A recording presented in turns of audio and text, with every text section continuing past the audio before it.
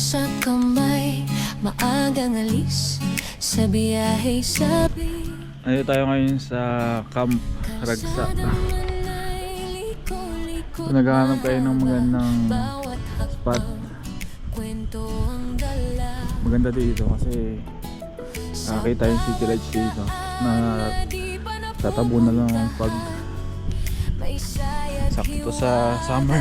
Okay, time check nasa ano na tayo, 5:38 ng hapon.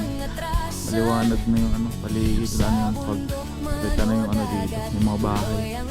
Ito pala yung Valleywood Ang lamig ngayon, nasa 22 degrees Celsius. Para sa'yo't sa akin, ito ang biyahe ni Renz. Tara na't sumabay sa hangin ng pakikipagsapalaran. Ikaw ay lilipad, hindi lang destinasyon ang mahalaga, kundi ang kwento sa bawat biyahe niya.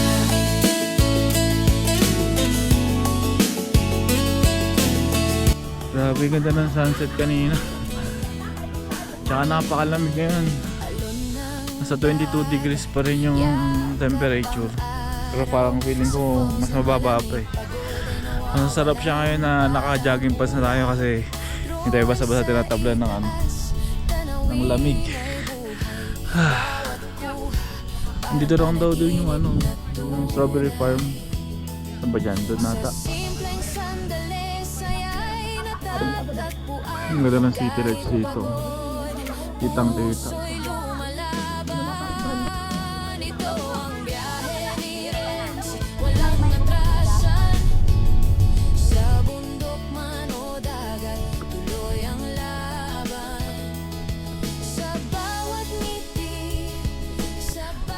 Good morning. Ayun tayo ngayon sa Mount Olis. Ang lamig. Kahit na tirik yung araw, nasa rin pala tayo. Ano ba taas to?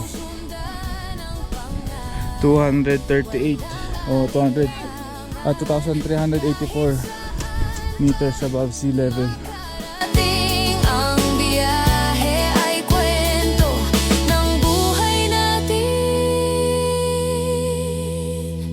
Ito ang biyahe ni Renz, halika't sumabay sa bawat liko ng mundo. Ikaw ay mabubuhay sa likod ng kamera, puso